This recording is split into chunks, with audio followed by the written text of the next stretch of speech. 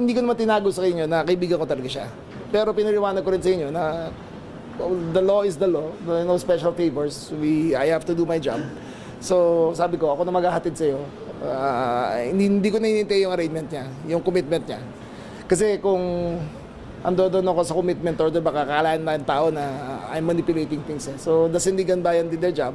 Sila nag-assign kung saan siya makukulong. Wala akong kinalaman din. Sir, marami dito ang nagtatanong bakit daw po walang mga lumabas na pictures nung sa arrest compare sa ibang Kasi 11 o'clock na nangyari yun, tapos biglaan tuloy-tuloy na. I will check kung makakuha pa. Mga mugshot. Kasi walang magamit, sir, sa mga pumasok siya kasi sa nag-surrender siya mga 11:10 at 11 at night. Nag-Facebook live pa siya, no? So ako tulog na ako eh. Kasi sabi ko sa kanya, next day na siya, samahan ko siya. Eh biglang dumating siya ron.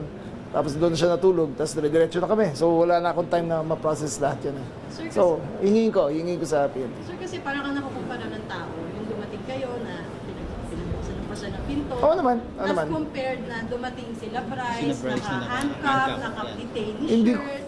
hindi kasi sila Bryce confined na sila, naka-ano na sila eh, witness, nasaan ba sila nun? Sa Senate? Sa Senate eh. So ano na sila, considered deprived of liberty na sila eh. So si Sen Mong naman voluntarily na nag-surrender. At pagdating doon, ayun na yun, that is the end. Ayun na yung huling, my last act of friendship para sa kanya. Na hatid siya rin. Sir, was there a request from the family na syempre, huwag maglabas dami. huwag maglabas No. Kasi Wala. kami talagang at all.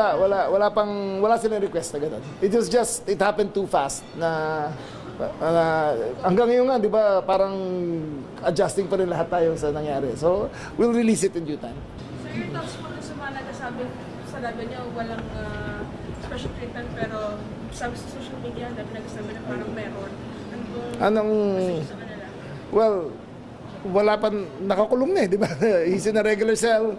Wala siyang cellphone, wala siyang computer, wala siyang hot water, yung regular prisoner siya. So, kung special treatment lang, Sir, wala magkakasama talaga. sila doon sa selda? Hindi ko alam. Kasi hindi na ako sumama eh. Wala na akong, mamaya malalaman ko, makuha kayo report. Pero regular cell siya, tsaka general population. So kung special request, kung special treatment, wala talaga. Wala talaga. Kasi pa tayo mga ibang maa-arresto lalabasan ng sa warrant? Wala eh. They act on their own. Hindi ko alam yan. Kung gusto nyo, mag-set up ako ng after the arraignment. Hindi ko lang kung kaya na-arraignment. Siguro next week ang arraignment niya. Mag-set ako, pupunta kayo doon para makita nyo yung detention niya kung nasaan. Diba? Kung makita nyo yung situation niya. It's not like dati kasi dito sa Krame may bahay na may kwarto pang sugalan, may kwarto ng tulugan, may kwarto ng party, may kwarto ng gym, may kwarto, diba?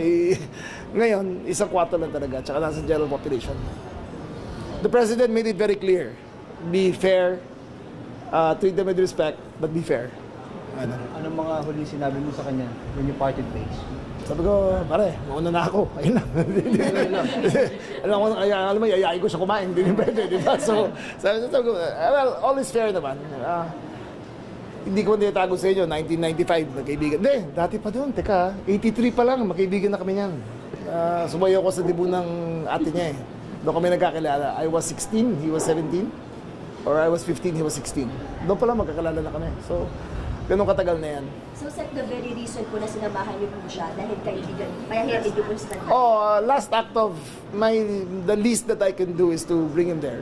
Diba? Pero the line stops there. The minute we enter the courtroom, wala na akong magawa. So, sir, kung